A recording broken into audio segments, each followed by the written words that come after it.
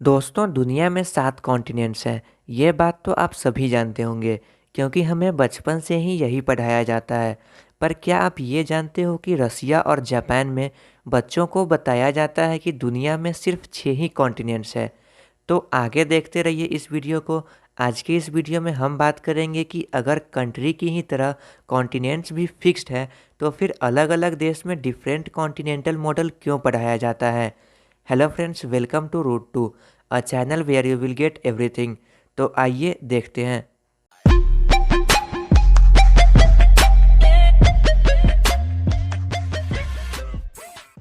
तो सबसे पहले आपको ये समझना होगा कि किसी भी कंट्री का एक लीगल बाउंड्री होता है कि ये कंट्री यहाँ से यहाँ तक है और इस कंट्री की गवर्नमेंट यहाँ से यहाँ तक रूल कर सकती है। हालांकि कभी कभी एक कंट्री की गवर्नमेंट दूसरे कंट्री में भी रूल करती है और कभी कभी अपने ही कंट्री के पूरे हिस्से में रूल नहीं कर पाती है।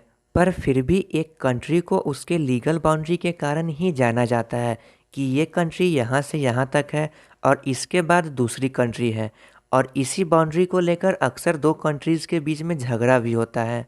पर एक कॉन्टिनेंट का कोई भी लीगल बाउंड्री नहीं होता है और इसीलिए झगड़ा भी नहीं होता है। वो बस इंसान के सहूलियत या यह कह सकते हैं कि समझौते के हिसाब से तय होता है कि यहाँ से यहाँ तक एक कॉन्टिनेंट है और इसके आगे दूसरा। और इसका कोई लीगल फ्रेमवर्क भी नहीं होता है। इसीलिए आपको किसी भी गवर्नमेंट द्वारा इश्यूड डॉक्यूमेंट पर ज़्यादातर कॉन्टिनेंट वर्ड का इस्तेमाल देखने को नहीं मिलेगा। तो अब हम बात करते हैं कि आखिर एक कॉन्टिनेंट का डिफिनीसन क्या होता है। तो एक कॉन्टिन्यूअस लैंड मास यानी कि ज़मीन का बहुत बड़ा हिस्सा जो चारों तरफ से सी या ओशियन से घिरा हो उसे हम कॉन्टिनेंट बोलेंगे। अब आइलैंड का डिफिनीसन भी यही होता है, पर वो कॉन्टिनेंट के कंपैरिजन में बहुत छोटा सा लैंड एरिया होता है। अब जियोलॉजिस्ट के अनुसार कॉन्टिनेंटल क्रस्ट के एरिया को कॉन्टिनेंट कहा जाता है। अब यहाँ पर दो टर्म्स निकल के आते हैं। पहला जियोलॉजिस्ट, जिसका मतलब होता है वो साइंटिस्ट जो सॉलिड, लिक्विड और गैसियस मैटर के बारे में स्टडी करता है जिससे कि अर्थ और दूसरे टेरेस्ट्रियल प्लैनेट का फॉर्मेशन हुआ है और उस प्रोसेस के बारे में जिसके थ्रू इनका फॉर्मेशन हुआ है। और दूसरा टर्म है कॉन्टिनेंटल क्रस्ट। तो अर्थ क्रस्ट को दो टाइप्स में डिवाइड किया जाता है। पहला ओशियनिक क्रस्ट और दूसरा कॉन्टिनेंटल क्रस्ट। ओशियन के नीचे वाले क्रस्ट को ओशियनिक क्रस्ट कहा जाता है। ओशियनिक क्रस्ट कम मोटा होता है और ज़्यादा डेंस होता है। और जो भी ड्राई लैंड वाला क्रस्ट है उसे कॉन्टिनेंटल क्रस्ट कहा जाता है। कॉन्टिनेंटल क्रस्ट ज़्यादा मोटा होता है और कम डेंस होता है और यही कारण है कि ओशियन ड्राई लैंड के नीचे रहता है। लेकिन यहाँ पर एक ट्विस्ट है। कॉन्टिनेंटल क्रस्ट का एक बहुत बड़ा हिस्सा ओशियन के अंदर भी मौजूद है जिसके बारे में हम आगे बात करेंगे। अब यहाँ पर आता है सबसे बड़ा प्लॉट ट्विस्ट। हमें बचपन से पढ़ाया जाता है कि दुनिया में 7 कॉन्टिनेंट्स हैं। Asia, Africa, north America, south America, Antarctica, Europe और ऑस्ट्रेलिया। और कॉन्टिनेंट का डिफिनीसन होता है कंटिन्यूअस लैंड मास जो कि ओशियन से घिरा हो। पर अगर आप वर्ल्ड मैप को ध्यान से देखते हैं या ध्यान से नहीं भी देखते हैं तो भी साफ साफ दिखाई देता है कि एशिया और यूरोप एक ही लैंड मास है और अफ्रीका भी इसी के साथ जुड़ा हुआ है। हालांकि एशिया और अफ्रीका के बीच में सुइज कैनल आता है जो कि दोनों लैंड मास को अलग कर देता है, पर वो दोनों लैंड मास के कंपैरिजन में बहुत पतला है और मैन मेड भी है। ठीक इसी तरह नॉर्थ अमेरिका और साउथ अमेरिका भी एक दूसरे से जुड़े हुए हैं और सिर्फ पनामा कैनल, जो अगेन एकदम पतला और मैनमेड वाटर बॉडी है, इन दोनों को अलग करता है। तो बस ऑस्ट्रेलिया और अंटार्कटिका ही दो ऐसे कॉन्टिनेंट हैं जो कम्प्लीटली ओशियन के थ्रू अलग है। इस हिसाब से दुनिया में सिर्फ 4 ही कॉन्टिनेंट्स होने चाहिए: अफ्रो यूरेशिया, अमेरिकाज, अंटार्कटिका और ऑस्ट्रेलिया। पर जो चीज़ इन कॉन्टिनेंट्स के नाम को सबसे ज़्यादा इम्पैक्ट करती है वो है इनकी हिस्ट्री। जैसे जैसे लोग एक जगह से दूसरे जगह जाते गए, नए नए जगह का डिस्कवरी होते गया और नाम रखे जाने लगे। कॉन्टिनेंट का कॉन्सेप्ट एंशियंट ग्रीक के टाइम से ही चला आ रहा है। तब सिर्फ 3 ही कॉन्टिनेंट्स नोन थे और इन्हीं को लेकर हमेशा डिबेट होता था: एशिया, यूरोप और अफ्रीका।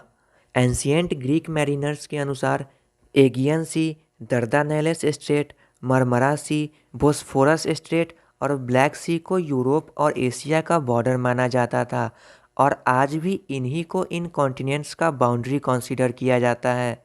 अब बात आती है एशिया और अफ्रीका की। तो कुछ लोग नाइल रिवर को बॉर्डर मानते थे, तो कुछ लोग इस्थमस ऑफ सुएज को, तो कुछ लोग एशिया, यूरोप और अफ्रीका को एक ही लैंडमास मानते थे। अब इतना कम नहीं था कि 1492 में क्रिस्टोफर कोलंबस ने अमेरिका की डिस्कवरी की, पर अमेरिकाज़ के 4 यात्रा के बाद भी उन्हें लगा कि वो एशिया का ही हिस्सा है। 1501 में अमेरिगो वेस्पुकी और गोंचालो कोएल्हो अपनी यात्रा के दौरान ब्राज़ील जा पहुँचे। जब वो वहाँ से वापस यूरोप लौटे तो उन्होंने कन्फर्म किया कि उन्होंने एक कॉन्टिनेंट डिस्कवर किया है जहाँ एशिया, यूरोप और अफ्रीका से ज़्यादा लोग और जानवर रहते हैं, और उस जगह को नाम दिया गया न्यू वर्ल्ड। उस टाइम पर दुनिया को 2 पार्ट में डिवाइड किया जाता था, ओल्ड और new world. Old means Africa, Europe और एशिया, और new world means south America. New world के डिस्कवरी के बाद भी लोगों का मानना था कि नॉर्थ अमेरिका अभी भी एशिया का ही पार्ट है, ना कि अलग कॉन्टिनेंट। इसीलिए न्यू वर्ल्ड सिर्फ साउथ अमेरिका को ही माना जाता था। फाइनली 1507 में मार्टिन वाल्सी म्यूलर ने एक वर्ल्ड मैप पब्लिश किया, जिसमें पहली बार नॉर्थ और साउथ अमेरिका को एशिया से अलग दिखाया गया था। इस मैप में अर्थ को 4 पार्ट में बांटा गया, एशिया, यूरोप, अफ्रीका और अमेरिका। और सबसे पहले यहीं पर अमेरिका वर्ड का इस्तेमाल हुआ था, जो कि अमेरिगो वेस्पुकी के फर्स्ट नेम से लिया गया था। फिर 1606 में यूरोपियंस द्वारा ऑस्ट्रेलिया को डिस्कवर किया गया, लेकिन हर बार की तरह इसको भी एशिया का ही पार्ट समझा गया। बट लेट 18th सेंचुरी से इसको अलग कॉन्टिनेंट माना जाने लगा। 1820 में अंटार्कटिका की डिस्कवरी हुई और 1850 तक एटलास में अंटार्कटिका को कॉन्टिनेंट के रूप में दिखाया जाने लगा, लेकिन कुछ एटलासेस में वर्ल्ड वार 2 तक अंटार्कटिका कॉन्टिनेंट के रूप में शामिल हुआ। तो अब तक सारे कॉन्टिनेंट्स की डिस्कवरी हो चुकी थी और बस दिक्कत था कि कोई उनको कॉन्टिनेंट मानता था तो कोई नहीं मानता था। और ये दिक्कत सिर्फ उन्हीं कॉन्टिनेंट्स के साथ थी जो एक दूसरे से जुड़े हुए थे।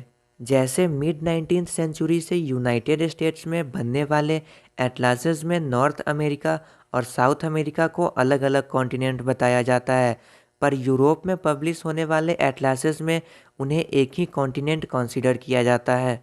तो इन सभी कॉन्टिनेंट्स से हमारे पास 5 कॉन्टिनेंट मॉडल्स निकल के आते हैं। पहला है 4 कॉन्टिनेंट मॉडल, जिसमें अफ्रो यूरेशिया, अमेरिकाज, अंटार्कटिका और ऑस्ट्रेलिया शामिल है।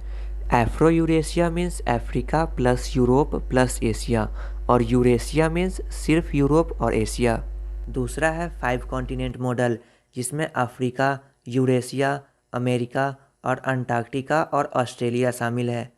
तीसरा है 6 कॉन्टिनेंट मॉडल, जिसमें Africa, Europe, Asia, America, Antarctica और ऑस्ट्रेलिया शामिल है। चौथा भी एक 6 कॉन्टिनेंट मॉडल ही है, जिसमें Africa, Eurasia, north America, south America, Antarctica और ऑस्ट्रेलिया शामिल है।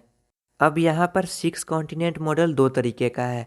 एक में एशिया और यूरोप को यूरेशिया कंसीडर किया जाता है, और दूसरे में नॉर्थ अमेरिका और साउथ अमेरिका को सिर्फ अमेरिका कंसीडर किया जाता है। और लास्ट है 7 कॉन्टिनेंट मॉडल, जिसमें Asia, Africa, Europe, north America, south America, Antarctica और ऑस्ट्रेलिया शामिल है। तो जो 7 कॉन्टिनेंट मॉडल है उनका इस्तेमाल ज़्यादातर इंग्लिश स्पीकिंग कंट्रीज़ में होता है, जैसे कि United states, United kingdom, Australia, China, India और पाकिस्तान। और 6 कॉन्टिनेंट का जो यूरेशिया वाला मॉडल है उसका इस्तेमाल रसिया, जापान और ईस्टर्न यूरोप में होता है। और 6 कॉन्टिनेंट का ही जो अमेरिका वाला मॉडल है, यानी कि नॉर्थ अमेरिका और साउथ अमेरिका को सिर्फ अमेरिका कंसीडर करने वाला मॉडल, उसका इस्तेमाल लैटिन अमेरिका और ग्रीस में होता है। और आपने जो ओलंपिक फ्लैग में 5 रिंग वाला सिंबल देखा होगा, उसका मतलब होता है 5 हैबिटेट कॉन्टिनेंट्स, जिसके लिए कि कंबाइंड अमेरिका वाले मॉडल को कंसीडर किया जाता है। लेकिन उसमें अंटार्कटिका शामिल नहीं है, क्योंकि अंटार्कटिका हैबिटेट कॉन्टिनेंट नहीं है। अब हम कॉन्टिनेंट से जुड़े हुए कुछ टर्म्स के बारे में बात करते हैं। तो सबसे पहला जो टर्म है वो है सुपर कॉन्टिनेंट। तो बहुत समय पहले की बात है, जब अर्थ पर मौजूद ज़्यादातर लैंडमास एक साथ थे और उसी बहुत बड़े लैंडमास को सुपर कॉन्टिनेंट कहा जाता है। इसका जो एक बहुत छोटा सा एग्जाम्पल अभी अवेलेबल है वो है एफ्रो यूरेशिया। दूसरा जो टर्म हमारे सामने निकल के आता है वो है सब कॉन्टिनेंट। तो किसी भी कॉन्टिनेंट के एक सर्टेन पार्ट को सब कॉन्टिनेंट कहा जाता है। ख़ास तौर पर वो एक लार्ज पेनिनसुला होता है जो मेन कॉन्टिनेंट लैंडमास से किसी जियोग्राफिकल फीचर के कारण सेपरेट होता है। ज़्यादातर वो अलग टेक्टोनिक प्लेट पर ही होता है, जैसे कि इंडियन सब कॉन्टिनेंट, अरबियन पेनिनसुला। और अगर आप कंबाइंड अमेरिका वाले मॉडल को कंसीडर करते हैं तो वहाँ पर नॉर्थ अमेरिका और साउथ अमेरिका दोनों सब कॉन्टिनेंट बन जाते हैं। और अगर आप यूरेशियन मॉडल को कंसीडर करते हैं तो वहाँ पर यूरोप सब कॉन्टिनेंट बन जाता है। अब जो तीसरा टर्म हमारे सामने निकल के आता है वो है सबमर्ज्ड कॉन्टिनेंट। तो कॉन्टिनेंटल क्रस्ट का वो हिस्सा जो सी से ढका हो उसको सबमर्ज्ड कॉन्टिनेंट कहा जाता है, जैसे कि जीलैंडिया जिसका कि न्यूजीलैंड पार्ट है। इसके साथ ही एक और टर्म निकल के आता है micro continent. Micro continent means continent का वो पार्ट जो कि उससे टूटकर पानी में बहकर कुछ दूर चला गया हो, पर वो इतना बड़ा नहीं होता है कि उसको एक अलग कॉन्टिनेंट बोला जाए। तो उस केस में उसको माइक्रो कॉन्टिनेंट कहा जाता है।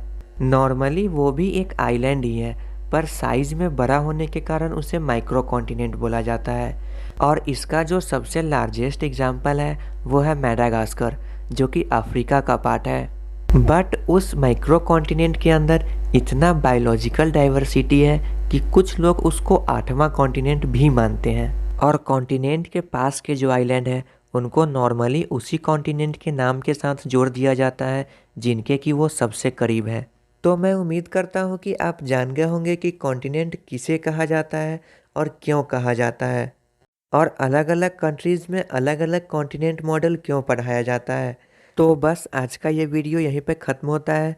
अगर आपको ये वीडियो पसंद आया हो तो लाइक और शेयर ज़रूर कीजिए और चैनल को सब्सक्राइब कीजिए ऐसे ही नॉलेजफुल वीडियोस हिंदी में देखने के लिए।